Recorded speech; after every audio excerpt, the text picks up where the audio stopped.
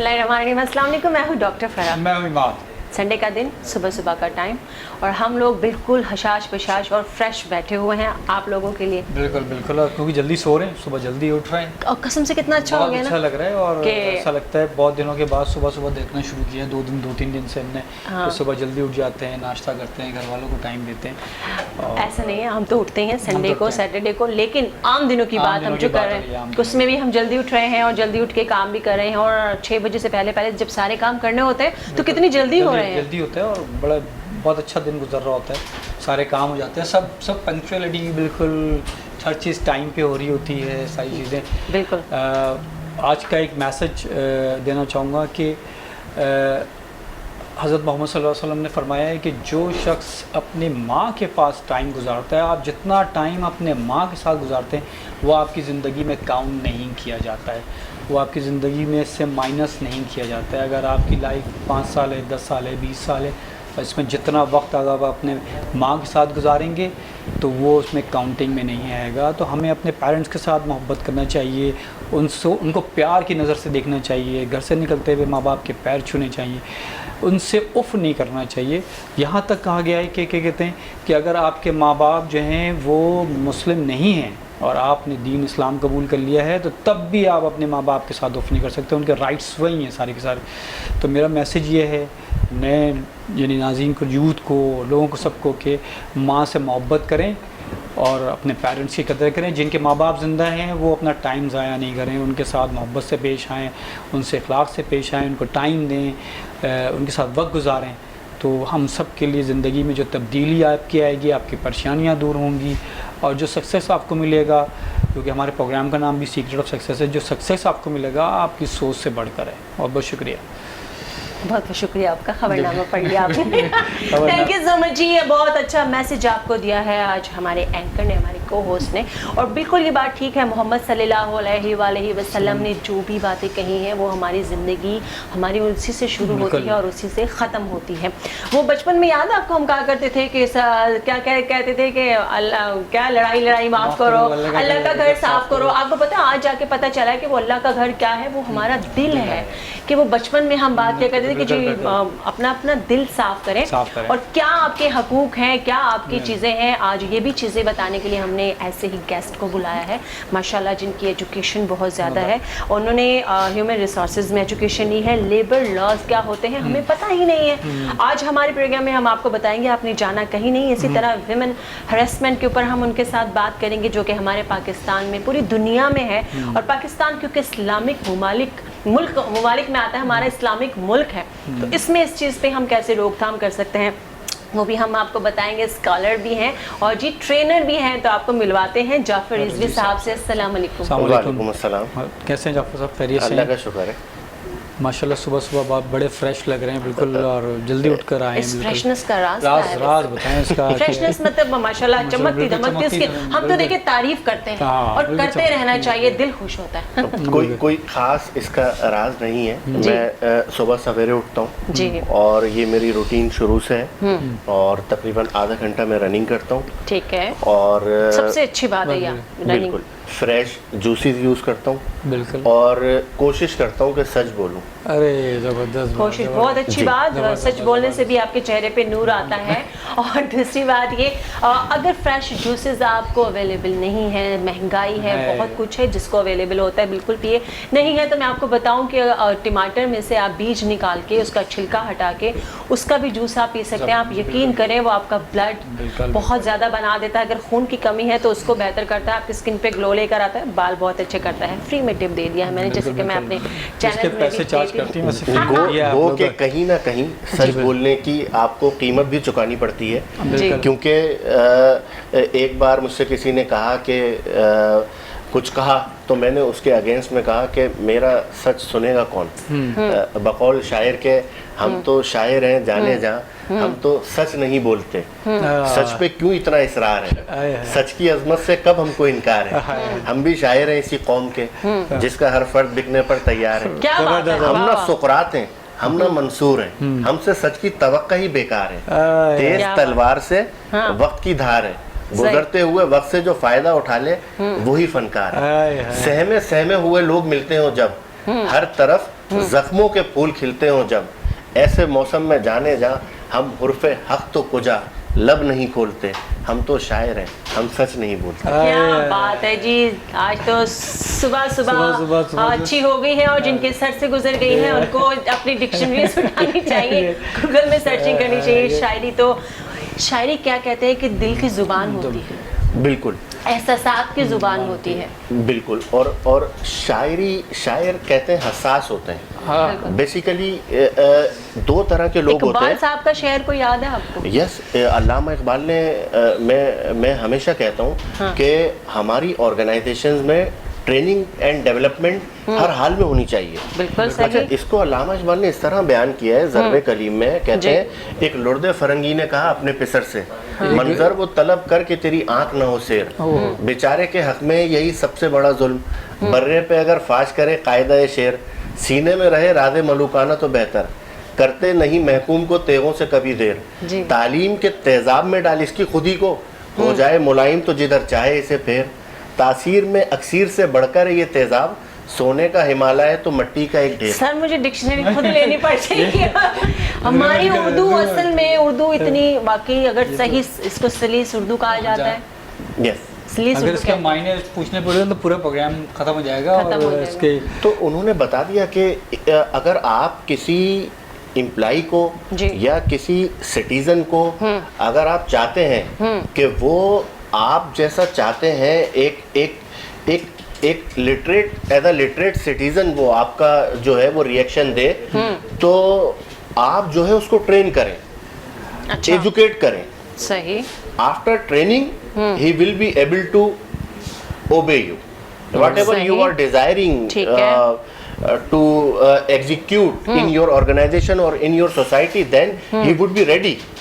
Otherwise आप उसको train नहीं करेंगे, एजुकेट नहीं करेंगे, तो वो आपकी बात को ही अंडरस्टैंड नहीं करेगा। सही बात है सर। जैसे जी शुरू करते हैं, पूछ लेते हैं कि आप लंबी गुफ्तगू हो जाएगी कि मतलब कहाँ से तालीम हासिल किया आपने, और अभी तक माशाल्लाह आप एमफिल भी कर रहे हैं, कहाँ से तालीम किया, मैट्रिक कहाँ से किया, कॉलेज कहाँ से किया, और इतनी सारी तालीम हासिल करने का शौक़, मतलब पढ़े चले जा रहे हैं, आप रुक ही नहीं रहे बिल्कुल कहीं पे।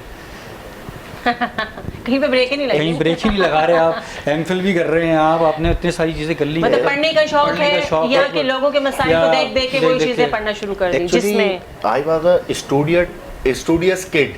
अच्छा। इन माय चाइल्डहुड जी। मेरे नाना को पढ़ने का बहुत शौक था, उनकी लाइब्रेरी मैंने डिज़ाइन की, ठीक है, और वहीं से वो शौक जो है डेवलप होता गया। फिर फैमिली में भी ऐसा प्रेशर था, वालिद मेरे डॉक्टर थे। अच्छा, तो मोस्टली डॉक्टर वालिद साहब या वालिदा हो तो उनका दिल करता है हमारे बच्चे डॉक्टर ही बन जाए। जी, तो प्रेशर तो आया होगा। बिल्कुल, यस, बिल्कुल प्रेशर आया था। लेकिन वो ज़माना कुछ ऐसा था कि यहाँ फिर मुझे एक शायर हैं, उनके कुछ अशार आज हमें लगेगा हमने एक शायर बुला लिया, ज़हन में आ रहे हैं। जी बिल्कुल बिल्कुल। ए जुनू कुछ तो खुले आखिर में किस मंजिल में हूँ, ठीक है, हूँ जवारे यार में या कूचा कातिल में हूँ, पावा जोला अपने शानों पर लिए अपनी सलीब, मैं सफीर हक हूँ लेकिन नरगाए बातिल में हूँ। क्या बात है। जश्न फरदा के तसव्वुर से लहू गर्दिश में है, हाल में हूँ और जिंदा अपने मुस्तकबिल में हूँ, दम बखुद हूँ अब सरे मक्तल ये मंजर देखकर, मैं कि खुद मकतूल हूँ लेकिन सफ़े कातिल में हूँ।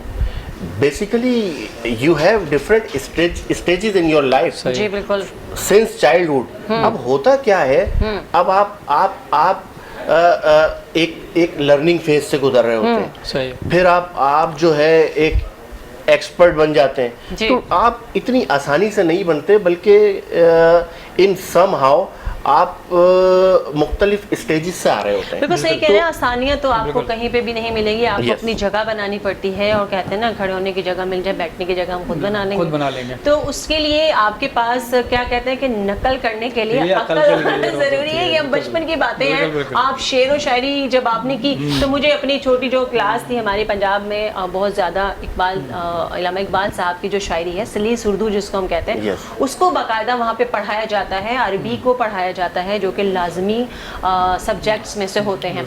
तो मुझे वही दिन याद आ गए, बड़ी मुश्किल से रट्टे मारते थे, याद ही नहीं होते थे, इनके मिनिट्स लिखने हैं, इनके सब कुछ करना होता है। तो ये बहुत ही ज़बरदस्त किस्म की एक क्या कहना चाहिए, शौक कह लें या मोहब्बत कह लें शायरी से। बिल्कुल। इसका मैं क्रेडिट जो है अपनी वालदा को दूंगा। अच्छा। कि उनकी ऐसी तरबियत थी कि वो ये चाहती थी कि एक जो है गुड सिटीजन बने मेरे बेटे, और एक लोगों के लिए एक बेटरमेंट जो है वो ऐसी एक फिजा क्रिएट करें।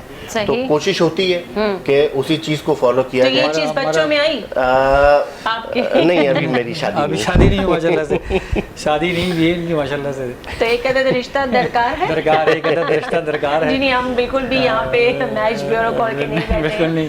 हंसना चाहिए, हंसते रहना चाहिए। मुस्कुराहट भी एक क्या कहना चाहिए, सदका जारिया होता है। मुस्कुराहटें बखेरना चाहिए, हंसते रहना चाहिए। और आप लोगों के फीडबैक भी आते हैं, प्रोग्राम भी पसंद करते हैं, और मज़ीद आपका हमें फीडबैक चाहिए होता है। आप ज़रूर सब्सक्राइब किया करें हमारे शो को भी, प्रोग्राम को, और बताया करें कि आप कैसे प्रोग्राम देखना चाहते हैं, कैसे लोगों से मिलना चाहते हैं। सही। लेबर लॉ के हवाले से, लेबर लॉ में क्या किया हुआ आपने? लेबर लॉ में बेसिकली मैंने पीजीडी किया है, पोस्ट ग्रेजुएट डिप्लोमा। सबसे पहले मुझे बताएं कि लेबर के उसमें कौन कौन सी कैटेगरीज? लेबर लॉ बेसिकली है कि हमारे तो किसी को पता ही नहीं है ना, लेबर को पता ही नहीं, लेबर कैटेगरी में आता कौन कौन है तो पता ही नहीं हमें कुछ। तो थोड़ा सा बिल्कुल शॉर्ट उसमें क्या डिफाइन? हमारे यहाँ तो ये समझा जाता है ये जो गाड़ा मिट्टी सीमेंट का काम करते हैं, ये लेबर है, मजदूर जो है वो लेबर। नहीं, ऐसा नहीं है, बल्कि लेबर की कैटेगरी में जो है वो तमाम लोग हैं जो ऑर्गेनाइजेशन के अंदर काम कर रहे हैं। इवन ये कि अगर कोई ऑर्गेनाइजेशन में एक क्लरिकल जॉब कर रहा है वो मिसकंडक्ट करता है, या कोई ऑफिसर कैटेगरी का जो है वो मिसकंडक्ट करता है, there is a same procedure for both categories. ठीक है। According to Sin Terms of Employment Act 2015, Section 21, there are 12 allegations. ठीक है। According to जो मिसकंडक्ट हो रहा है, चोरी किए या एम्प्लॉयर की प्रॉपर्टी को जो है वो डैमेज किया है।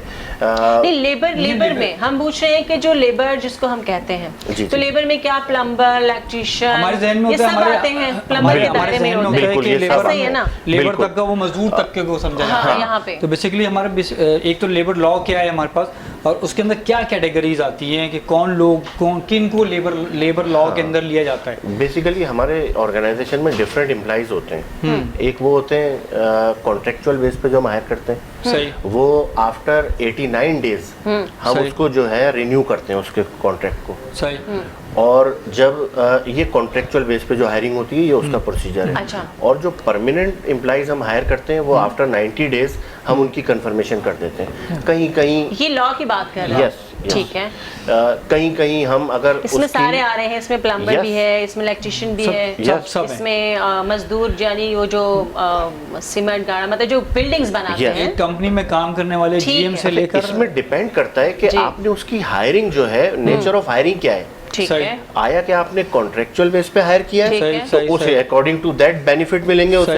अगर आपने परमानेंट नेचर ऑफ जॉब है तो अकॉर्डिंग टू दैट उसको जो है वो बेनिफिट्स मिलेंगे। अच्छा, परमानेंट जॉब के लिए अलग लॉ है या अलग उसकी फैसिलिटीज हैं? वो तो हर जगह होती हैं। फैसिलिटीज आपकी परमानेंट तो अलग होती हैं, और जब आप उस पे होते हैं ट्रायल या कॉन्ट्रैक्ट पे होते हैं तो अलग होती है। उनके लिए अलग होती है। बेसिकली कॉन्ट्रैक्ट पर अगर आप हैं तो आप कहीं कहीं दे देते हैं छुट्टियां, डिपेंड करता है ऑर्गेनाइजेशन के ऊपर। ठीक है। तो आपको लीव नहीं मिलती।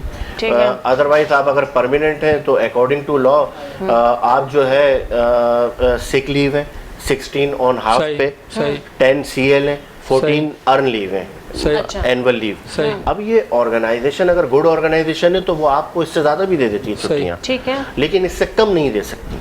अच्छा, ये ऑर्गेनाइजेशन की आपको किस उसकी बात करें, कोई खास गवर्नमेंट ऑर्गेनाइजेशन या private organisation? Private organisation. Yes, हमारे लेबर कोड मौजूद है, ठीक है ना।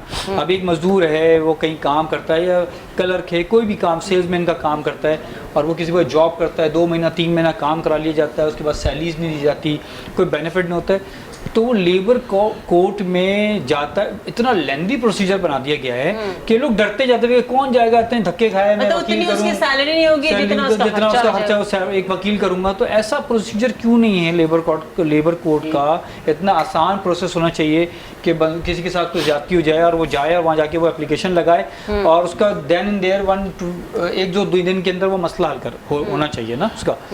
ऐसा ही है, मगर इसका जवाब हम बिल्कुल आप जवाब देना इसका, बिल्कुल दे बताएं। छोटे से ब्रेक के बाद।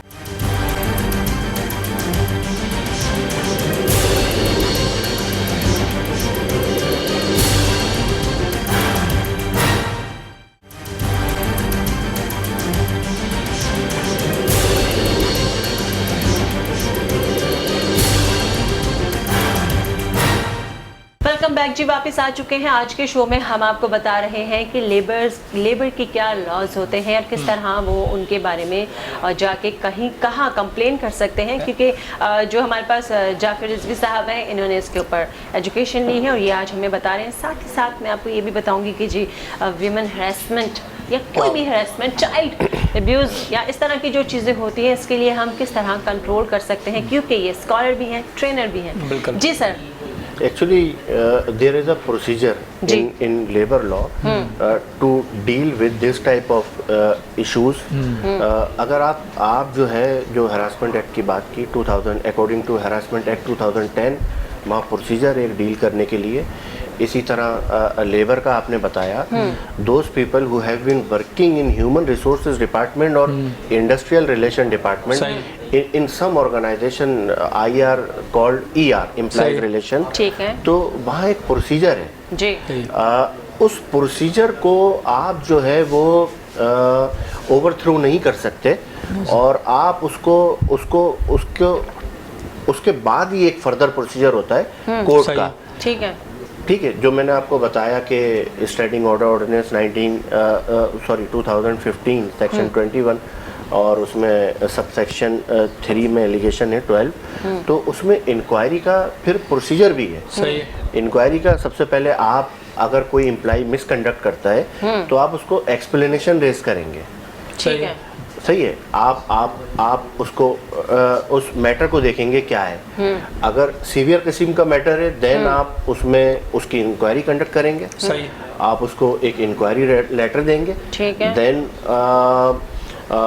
इन रिप्लाई ऑफ दैट लेटर आप उसको रिव्यू करेंगे, वो आपको देगा लेटर कि भाई जवाब देगा कि मैं इसमें इन्वॉल्व नहीं हूँ या मुझे फंसाने की कोशिश की जा रही है या मैंने ये किया है, वो एक्सेप्ट कर लेगा। जिस तरह पूरी दुनिया में अगर देखा जाए लेबर के कुछ लॉज होते हैं, पाकिस्तान में भी है, मगर हमारे यहाँ लोगों को अवेयरनेस नहीं है, एजुकेशन नहीं है, बताया नहीं जाता है, जैसा कि आप बता रहे हैं।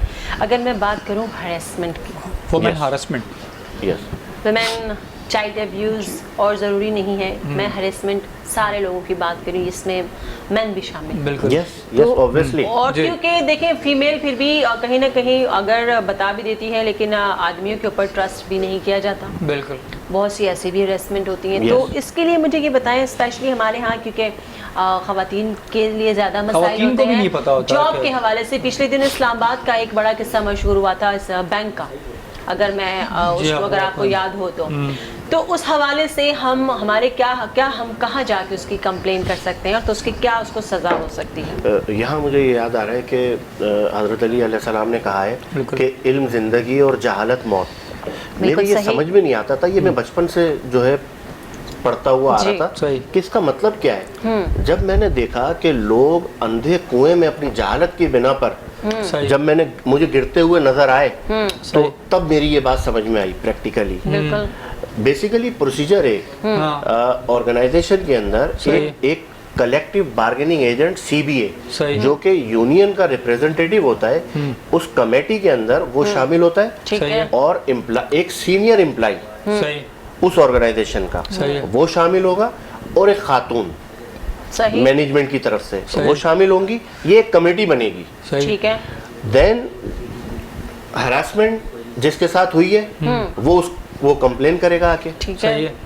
अच्छा, जो मालिकाने कमेटी वो बनाएंगे, सही, यहाँ मैनेजमेंट मीन्स उनसे ली जा रही है। ठीक है। हमारे यहाँ ह्यूमन रिसोर्सेज मैनेजमेंट के लोग जो हैं उनसे मुराद ली जाती है, यहाँ मैनेजमेंट मीन्स उनसे मुराद ली जा रही है। सही। तो अब इसमें क्या होगा, कमेटी के पास वो जाएंगे सही। और अपनी जो भी कंप्लेन है वो बताएंगे जाके। ठीक है। अच्छा, यहाँ तासुर ये जाता है कि रिटन कंप्लेन या कोई ऐसा एविडेंस जो रिटन फॉर्म में हो, ऐसा नहीं है। सही। अगर किसी लड़के या लड़की ने, अगर मैंने किसी लड़की को इस तरह भी देख लिया तो हरासमेंट में आ जाता है। She can refer to the court, that is harassment. बिल्कुल। ऐसा भी है।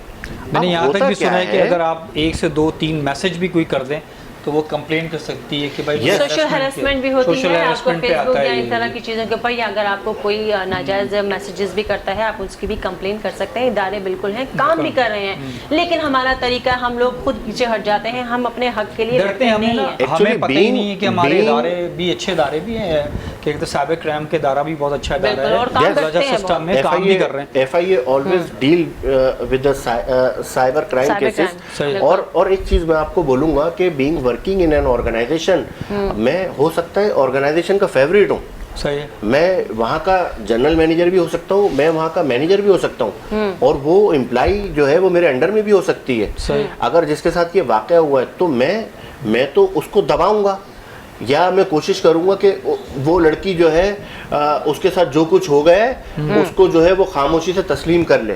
सही है। जबकि ज्यादातर यही होता है। she can directly approach ombudsman office. अच्छा। वो डायरेक्टली वहां जा सकती हैं, वहां जाएंगी, गवर्नमेंट ऑफ पाकिस्तान की तरफ से एक ऑफिसर नॉमिनेट होगा, वो इंक्वायरी करेगा और वो प्रेशराइज करेगा ऑर्गेनाइजेशन में कि आपके जो एविडेंसेस थे वो क्या है, आपकी फाइंडिंग्स क्या है, आपने क्या एक्शन लिया इस पे। सही। तो है। ये लोगों को पता नहीं है कि बिल्कुल। ओम्बड्समैन के ऑफिस जा सकते हैं लोग, ठीक है। डायरेक्टली जा सकते हैं। सही है। तो फिर वो, क्योंकि हमारे यहाँ चीट एंड बीट कल्चर में होता ही है कि हमारी जो है जिसकी लाठी उसकी भैंस, बिल्कुल। सही, बिल्कुल बिल्कुल। तो इसलिए ये भी पता होना चाहिए कि अगर वो ना सुने तो वहां भी जा सकते हैं। सही सही। सही सर, इदारे से क्या मुराद है आपकी, मतलब आप क्या समझते हैं, इदारे को किस तरह एक्सप्लेन करेंगे आप? अच्छा, ऑर्गेनाइजेशन जो है जहाँ लोग काम कर रहे हैं उसको ऑर्गेनाइजेशन कहते हैं। बेसिकली मैं ये कहता हूँ कि इसको, जैसे law is based on nature, ठीक है। तो आप नेचर के हिसाब से चलें। जिस तरह कायनात जो है 75% पानी पे मुश्तमिल है और 25% जो है खुश्की पर मुश्तमिल है, ठीक है। इसी तरह ह्यूमन बॉडी की जो है वो उसको बिल्ड किया गया है। ऐसा ही है। ठीक है। अब हमारी बॉडी के अंदर मुख्तलिफ 20 चीजें ऐसी हैं जो कि जमीन में हैं, जमीन में भी हैं, लाइक फास्फोरस, मैग्नीशियम, मतलब कुछ ऐसे केमिकल्स हैं 30% हमारी Yes. बॉडी में होते हैं और 65 to 70% वाटर हमारी बॉडी में होता है। बिल्कुल। यस। और एक चीज है ऑक्सीजन। 19 चीजों की कमी बेशी से आपकी मौत आप जो है बीमार पड़ सकते हैं, और एक की कमी से मौत वाक़ हो सकती है, और वो है ऑक्सीजन। और शायद मुझे ऑक्सीजन को इतना एक्सप्लेन नहीं करना पड़े, क्योंकि कोरोना जो है, कोरोना इसने बता दिया है कि अल्लाह सबको। ताला ने हमें ये कितने महंगे जो हम ऑक्सीजन लगा रहे हैं उसके नुकसानात भी Yes. सामने आ रहे हैं, मगर अल्लाह ताला ने एहसान अब किया है। होता बिल्कुल। क्या है, आपकी बॉडी के अंदर 40 to 60% जो है HDL होना चाहिए, HDL गुड कोलेस्ट्रॉल। जी। इसी तरह HDL जब एक नॉर्मल रेंज में होगा तो वो LDL और DLDL जो बैड कोलेस्ट्रॉल है वो उसको खा जाएगा, खत्म कर देगा। जी जी। अब ऑर्गेनाइजेशन, अच्छा हमारी बॉडी के अंदर 10,000 मिलियन सेल्स हैं, ठीक है। ठीक है। 10,000 मिलियन सेल्स हैं, सेल्स से बनते हैं टिश्यूज, ठीक है। और टिश्यूज से बनते हैं हमारे ऑर्गन्स से फिर हमारी ये बॉडी सामने आपके। सही। मैं कहता हूँ इसी बेस पे ऑर्गन्स से ही निकला है ऑर्गेनाइजेशन के अंदर जो एम्प्लॉइज हैं सही। उनकी क्वालिफिकेशन, उनकी एजुकेशन, ये सेल्स हैं। सेल्स जितने मजबूत होंगे आपके टिश्यूज भी मजबूत होंगे। सही। अच्छा, टिश्यूज क्या है? टिश्यूज जो है वो उनकी प्रैक्टिकल नॉलेज है, सही। सर आप लोगों को ट्रेनिंग भी देते हैं, मैं वही देख रही हूँ कि 1 से 2, 2 से 3 जो है वो चीज़ें जुड़ती चली जा रही है। किस हवाले से ट्रेनिंग देते हैं लोगों को, क्या क्या मतलब स्कॉलर भी आप वो करते हैं, तो किस तरह आप लोगों को किस तरह की ट्रेनिंग देते हैं, कैसे? जैसे ऑर्गेनाइजेशन के अंदर ज़रूरत होती है कि इन सम ऑर्गेनाइजेशनल ट्रांसफॉर्मेशन की ज़रूरत होती है और कहीं कहीं ऑर्गेनाइजेशनल डेवलपमेंट की ज़रूरत होती है। अच्छा, ये ज़्यादातर ऑर्गेनाइजेशन में ज़रूरत होती ही है। कहीं चेंज मैनेजमेंट की ज़रूरत होती है, कहीं बिजनेस प्रोसेस री इंजीनियरिंग की ज़रूरत होती है। अच्छा, कहीं कहीं ह्यूमन रिसोर्सेज में जो लोग काम कर रहे हैं उनको लेबर लॉ के बारे में अवेयरनेस नहीं है। ठीक है, सही। गो के वो काम जो के वो एक स्टेरियोटाइप या स्टेटस को अप्रोच को फॉलो करते हुए करते आ रहे हैं। ठीक है। लेकिन उनको ये नहीं पता कि now they have in an era of technological advancement and everything has been digitalized। ठीक है। तो आप अपने लेबर लॉ, आईआर का सिस्टम, ह्यूमन रिसोर्सेज का सिस्टम सबको डिजिटलाइज कर दें। देखें, कोरोना के बाद तो बात तो एक्सक्लूसिवली बिल्कुल जी, और अब सब डिजिटल साइट पे जा रहे हैं। अमेज़न पाकिस्तान में आ गया। बिल्कुल। मैं उनकी हिस्ट्री पढ़ रहा था और मैं बड़ा I was astonished at Bezos who was an owner of Amazon 1995. He was a programmer, Bezos, and he shifted his business to the digital side. तो उसने सबसे पहले क्या किया, बुक कैटेगरी को उसने लिया, बुक को लिया 20 कैटेगरीज में से, और उसके बाद बेसिकली वो माइक्रो लेवल से मैक्रो लेवल की तरफ बढ़ा। और देन उसने फिर आगे जाके जो है वो फैशन में भी इन हुआ, फैशन की प्रोडक्ट भी ली। इसके अलावा आपकी डिजिटल डिवाइसेस भी वो लेके आया। यानी कि आप ये कहना चाहते हैं कि हमारी जो लेबर तबका है उसको भी डिजिटल साइड पे लेकर आना चाहिए। लेबर और क्या कहते हैं ऑर्गेनाइजेशन को डिजिटल साइड पे आनी चाहिए। देखिए, मेरी एक बात है कि human might create any type of error in your organisation, लेकिन अगर आप एक सिस्टमेटिक वे में काम कर रहे हैं ना, आपने एक सिस्टम डेवलप कर दिया, अब उससे कोई लेफ्ट और राइट नहीं हो सकता। मेरा मानना ऐसा है कि जाफर रिजवी झूठ बोल सकता है, कंप्यूटर झूठ नहीं बोल सकता, तो आप पूरा सिस्टम कंप्यूटराइज कर दें। ठीक, सही, ताकि ऑर्गेनाइजेशन के अंदर जो पिक्चर हो वो क्लियर पिक्चर आपके सामने हो। क्योंकि देखें, आप कोई भी डिसीजन मेकिंग करते हैं तो आपके सामने अगर एक्चुअल पिक्चर है किसी भी पिटफॉल की या किसी भी जो स्ट्रेटजी जो आप बनाने जा रहे हैं, किसी भी अपने मिशन, विजन या टारगेट को अचीव करने के लिए आप जा रहे हैं, तो आपके पास अगर क्लियर पिक्चर नहीं है, आपका डिसीजन रॉन्ग हो जाएगा। ये आपकी बात को आगे बढ़ाते हुए मैं एक चीज़ मेरे माइंड में आई है कि जिस तरह हमारे यहाँ, अगर आप छोटी सी बात ले लें, एसी गर्मियों में ज़्यादा ख़राब हो जाता है, तो हमारे यहाँ की जो लेबर है जो 400-500 रुपए का काम है वो 1500-2000 रुपए में, ज़्यादा अब तो 4-5 हज़ार मिनिमम मैं बात कर रही हूँ, बहुत ही कम उस पे जाके। लेकिन जो 1000 रुपए का काम है वो हमारा 7-8 हज़ार रुपए में। तो हमें क्या ऐसा नहीं करना चाहिए कि हमें इन सब चीज़ों के एक रेट फिक्स करने चाहिए, डिजिटल लेकर आना चाहिए लेबर लोगों की आसानी के लिए। हमारे यहाँ पे जितना हम कहते हैं कि जी हमारा ये वाला तबका गरीब है, ये है, लेकिन यही लोग अपने लोगों के साथ भी गलत कर रहे हैं। बिल्कुल, आप देखें कि बेसिकली ये ब्लैकमेल करते हैं, ब्लैकमेलिंग है सीधी। और देखें, होता आया ये है कि मजलूम हमेशा गरीब बन जाता है। लेकिन अब देखें, आप ऑर्गेनाइजेशन में अगर मैं आपने लेबर लॉ पढ़ा है ना, इसलिए मैं आपसे कह रही हूँ, तो उसमें क्या ये हम कर सकते हैं कि इसका कोई ऐसा लॉ है कि जितनी भी इस तरह की चीजें हैं, इलेक्ट्रिशियन है, प्लम्बर है, इस तरह के लोग, इनके लिए एक अलग से वो बना गया हो जिसमें इनकी कंप्लेन हो कि नहीं, एक ही कैटेगरी में, यानी कि एक ही इनकी वो बना दी जाए, जिस तरह इनकी क्या कहना चाहिए, कुछ अमाउंट, हाँ कि हाँ भाई इस काम के लिए रेट फिक्स कर दिया जाए, ऐसा हो सकता है। अच्छा, ऐसा हमारे पास बिल्कुल ऐसा कानून बनाया जा सकता है कि तमाम रेट जो है वो फिक्स कर दिए जाएं। ये डिपेंड करता है गवर्नमेंट के जो पर्सनल हैं वो किस तरह जो है डिसाइड करते हैं रेट को। बेसिकली ये ब्लैकमेल करते हैं। ठीक है। अच्छा, ऑर्गेनाइजेशन में देखें, ये मजलूम भी बन जाते हैं। अब मैं अगर 9 to 6 जॉब कर रहा हूँ, तो एक साहब ने कहा कि मैं ट्रेनिंग देता हूँ जब, तो होता यह है 5 मिनट बाद मैं भूल जाता हूँ कि मुझे क्या बोलना है। तो मैंने कहा कि आपकी ऑफिस की टाइमिंग क्या है, कहने लगे 9 to 6। तो मैंने कहा आप अपने 6 to 9 सही कर लें। अब देखें, अगर मैं रात को लेट सेटिंग कर रहा हूँ अपने दोस्तों के साथ, या मैं कहीं शादी में जा रहा हूँ और फिर मैं ऑफिस जा रहा हूँ, तो पूरी ईमानदारी से बताएं, क्या मैं ऑनर जो ऑर्गेनाइजेशन में जिसमें मैं काम कर रहा हूँ, मैं उनके साथ इंसाफ कर रहा हूँ? मैंने तो जब उनके यहाँ जॉब लेने के लिए गया था, तो मैंने जब अपॉइंटमेंट लेटर पे साइन किया, तो मैंने ये कहा कि मैं आपको 100% अपनी सर्विसेज दूंगा।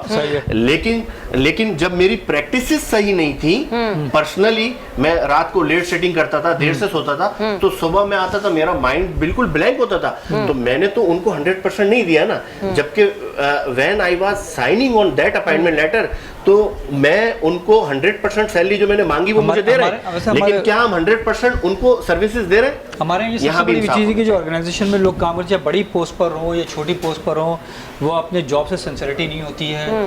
अपने ऑफिस में जाकर जो है वो टाइम भी पूरा नहीं देते, मोबाइल का यूज़ और दूसरी चीज़ें। हम एक छोटा सा ब्रेक लेते हैं, ब्रेक के बाद वापस आते हैं जाफर साहब से और भी बहुत सारे सवाल करने, फिर हम उनसे पूछते हैं इसके बाद।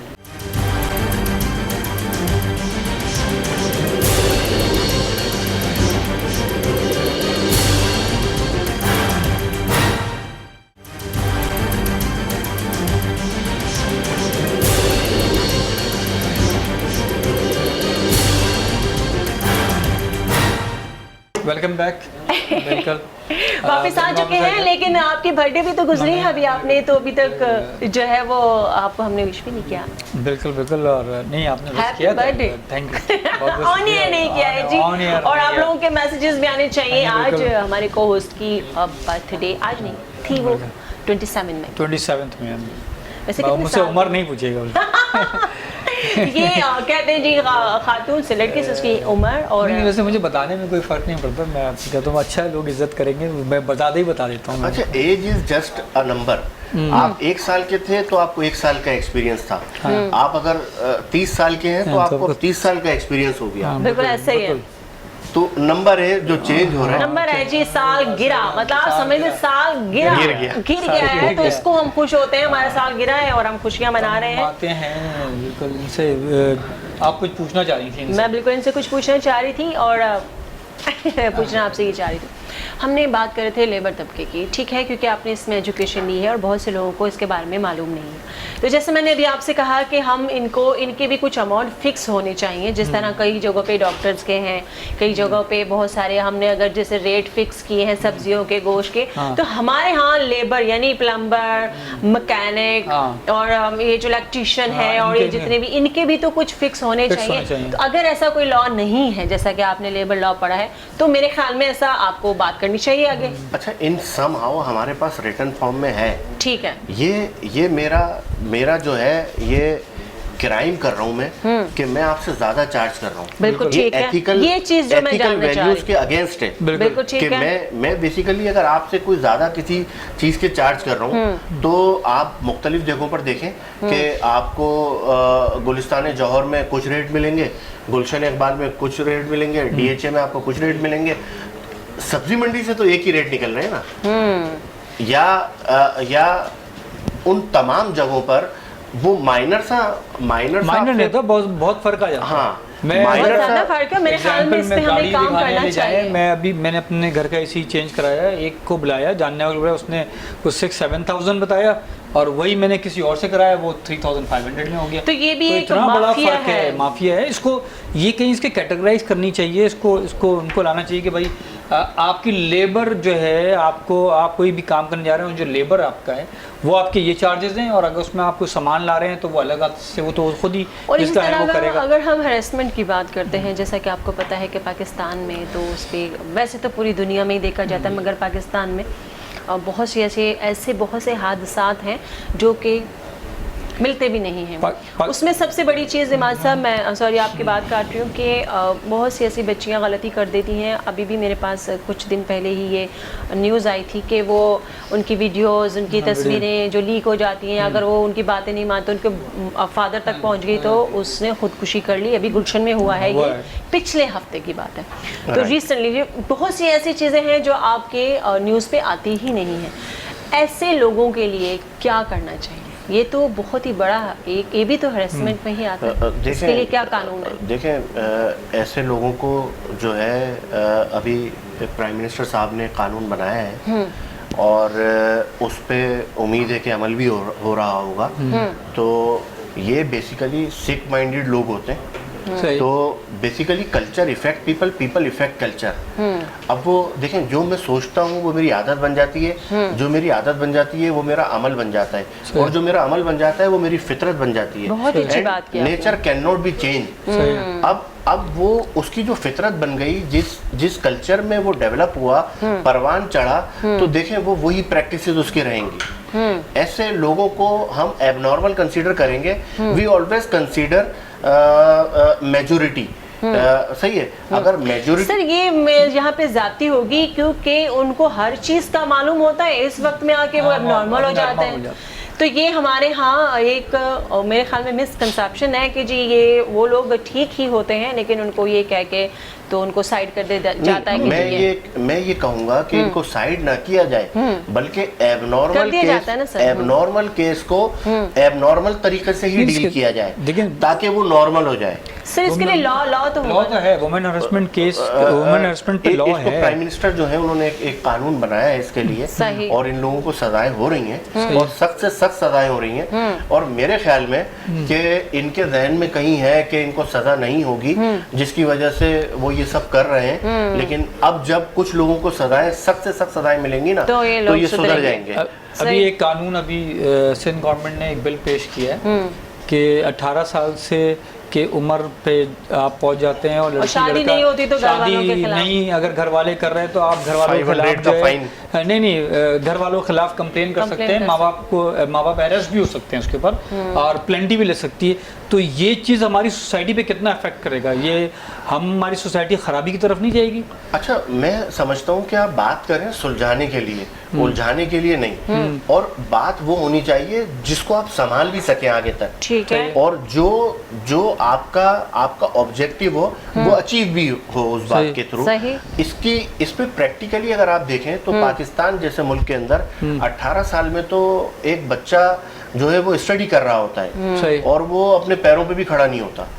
तो यहाँ जो है परेशानी हो जाएगी। 18 साल का बच्चा मेरे ख्याल में 12वीं क्लास में होता है, या लड़के भी 12वीं क्लास में होती है। तो प्राइम मिनिस्टर साहब ने अगर इस तरह की कुछ चीज़ उन्होंने, इससे पूरी सोसाइटी खराब हो जाएगी। सिंध असेंबली में ये कह रही है, सिंध असेंबली में बिल पेश हो गया इसका। एक जो है वो मुत्तहदा मजलिस अमल के हैं एक साहब, उन्होंने ये पेश किया है।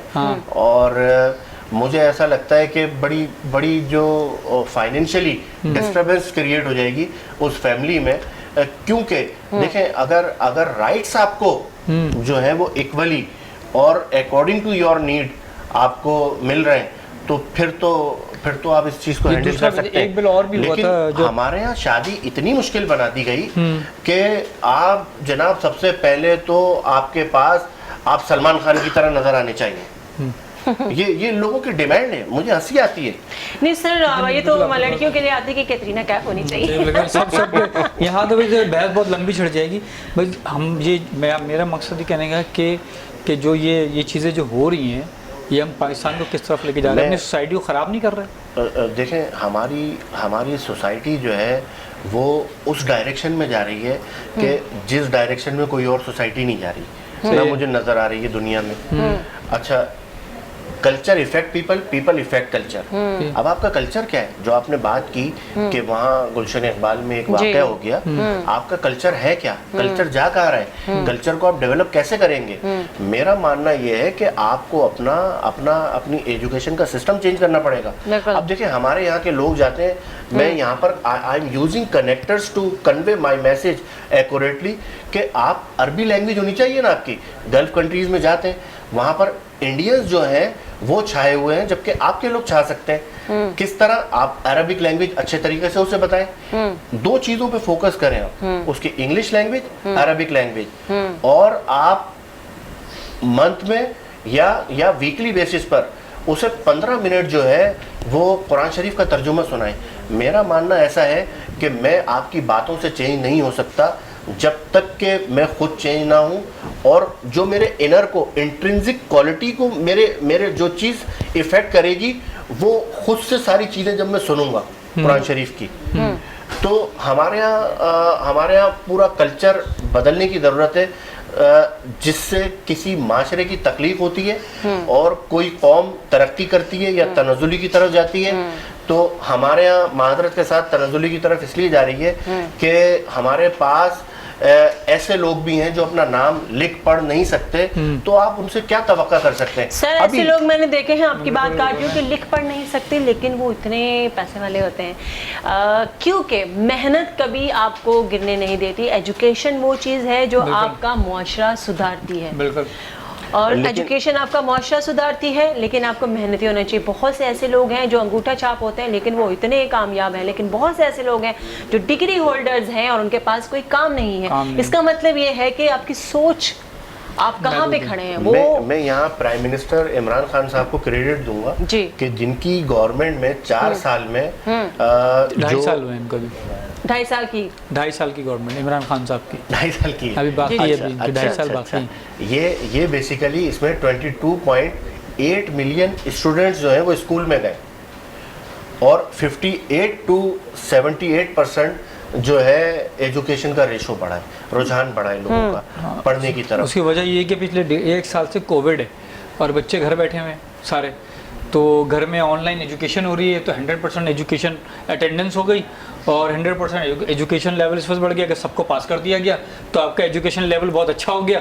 तो ये क्रेडिट है ये कोविड के कोई एविडेंस नहीं है इसके बारे में। ये बिल्कुल ठीक कह रहे हैं, बल्कि इस तरह जिस तरह की ये अभी जो हालात चल रहे हैं, मेरी तो रिक्वेस्ट है हमारी सिंध गवर्नमेंट से भी और फेडरल से भी कि स्कूल खोल दिए जाएं और SOPs पे किया जाए, बच्चों को डिवाइड कर दिया जाए क्लासेस के अंदर, उनको डेज में डिवाइडेड कर दिया जाए। बच्चों का मुस्तकबिल खराब है। एक क्लास में 45 बच्चे हैं, तो क्या कहते हैं, आप अगर 6 आवर्स या 7 आवर्स बच्चा क्या कहते हैं स्कूल में रहता है, तो 2.5 घंटे की पार्शियल क्लासेस बना दी जाए बच्चों की, 15-15 बच्चों को क्या कहते हैं हम पढ़ा सकते हैं, या एक दिन का गैप, आधे एक दिन बुला लें, आधे एक दिन बुला के, मगर स्कूल बुलाएं। स्कूल जाने से बिल्कुल बुलाना चाहिए। स्कूल जाने से क्या कहते हैं बच्चों की तरबियत होती है, स्कूल जाते हैं बच्चे, उनको पता लगता है। अब तो मेरे बच्चों को तो पाकिस्तान में कभी तराना भी याद नहीं भूल गए। मुझे लग रहा है कौमी तराने से बताऊं, आप यकीन करें कि मुझे अच्छी तरह याद है कि हमारे घर से स्कूल वॉकिंग डिस्टेंस पे था थोड़ा सा, और हम लोग जब जाते थे, और मोस्टली ऐसा होता था कि कभी जाते थे तो तराना जो है वो रास्ते में ही दूर से आवाज़ आती थी, हम लोग वहीं खड़े हो जाते थे। ये हमारा एहतराम था पाकिस्तान के लिए, और आज भी है। लेकिन आज की नस्ल को मैं देखती हूँ, उनको कोई फ़र्क ही नहीं पड़ता। हमारे यहाँ पूरी वो लब पे आती है दुआ बन के तमन्ना मेरी, ये पूरा हम सुना करते थे तमीज़ के साथ, तराना हम पूरे हाथ बांध के पूरा हर तरीके से। तो हमें तो यही सिखाया गया हो, लेकिन आज के बच्चों को अगर हम देखते हैं तो उनको सिर्फ एक ही चीज़ सिखाई जा रही है कि जी आपने जाना है गूगल से कॉपी पेस्ट करना है और ये बना कर ले आए, वो बना कर ले आए, एप्पल डे मनाया जा रहा है, ये मनाया जा रहा है। ये सारी मुश्किलात पैदा कर दी। अभी मैंने एक देखा कि एग्ज़ाम्स हुए, और एग्ज़ाम्स से हुए कि 2 घंटे पहले जो है एग्ज़ाम, आज पेपर है, पेरेंट्स गए पेपर लेकर आए घर पे, 2.5 घंटे में बच्चे ने पेपर किया और वो पेपर वापस भेज दिया गया। तो घर में किसने देखा कि बच्चे ने किताब से उतार के लिखा है। अच्छा, चूंकि प्रोग्राम का टाइम हो चुका है खत्म, लेकिन आप कोई मैसेज जरूर देना चाहें सोसाइटी को, मैसेज है सोसाइटी हमारी जिस तरफ जा रही है। अच्छा, हम आगे क्या फेस करेंगे? मैं अभी देख रहा हूँ कि करंटली हम जो है सोशल मीडिया का यूज़ बहुत कर रहे हैं जी। अच्छा, ये गलत यूज़ कर रहे हैं। बेसिकली आप टिकटॉक को ले लें जी। इसका जो है यूज़ गुड भी हो सकता है, बैड भी हो सकता है, अगली भी हो सकता है। ठीक है। अच्छा, यूज़ इसका गुड है, लेकिन बैड कब है? जब मैं इसे नेगेटिवली यूज़ कर रहा हूँ। ठीक है। और अगली तब बन जाता है कि मैं सुबह से शाम तक उसी पे लगा हूँ। और हमारे एक टीचर थे, उन्होंने कहा कि आप सोशल मीडिया का यूज़ नहीं करेंगे, तो आप बिलीव करें कि वो टाइम जो सोशल मीडिया पे हम कंज्यूम करते थे, उसमें हमने बहुत सारी चीज़ें कर ली बिल्कुल उस टाइम में, और उस टाइम को यूटिलाइज किया। तो फिर हमने सोचा कि इसको इस्तेमाल, मैंने तो ख़ास तौर पर मैंने टिकटॉक और फेसबुक डिलीट कर दी कि भाई ये आपका मैसेज है, डिलीट कर दें। आप अपना जो वाइटल टाइम है जी, आप कहाँ आप अपना खर्च कर रहे हैं? ठीक है। क्या आपकी डेस्टिनेशन पे वो लेके जा रहा है? ठीक है। आपको नहीं, वो किसी और ही सिमत लेके जा रहा है। ठीक है। और वो सिमत आपको सिवाय अंधे कुएं में गिराने के। शेर पे खत्म कर दें, दो मिसरे जो होते हैं, 2 मिसरे का शेर, 2 मिसरे का शेर जो मैसेज पे। कितने शीरी हैं तेरे लब के रकीब, हाय हाय हाय। कितने शेरी हैं तेरे लब के रकीब के गालियां खा के बेमजा ना हुआ। हाय हाय हाय। क्या ये नमरूद की खुदाई है, बंदगी में मेरा भला ना हुआ। वाह क्या बात है, क्या बात है। Thank you so much sir, बहुत अच्छा लगा। उम्मीद करती हूँ आपको आज का प्रोग्राम पसंद आया होगा, काफ़ी सारी इन्फॉर्मेशन आपको मिली होगी। तो नए प्रोग्राम में नए गेस्ट के साथ आप भी इंतज़ार कीजिएगा, हम भी आपका करेंगे इंतज़ार। इजाज़त दीजिए डॉक्टर फराह को, इमाद को। अल्लाह हाफिज़। पाकिस्तान जिंदाबाद। जिंदाबाद।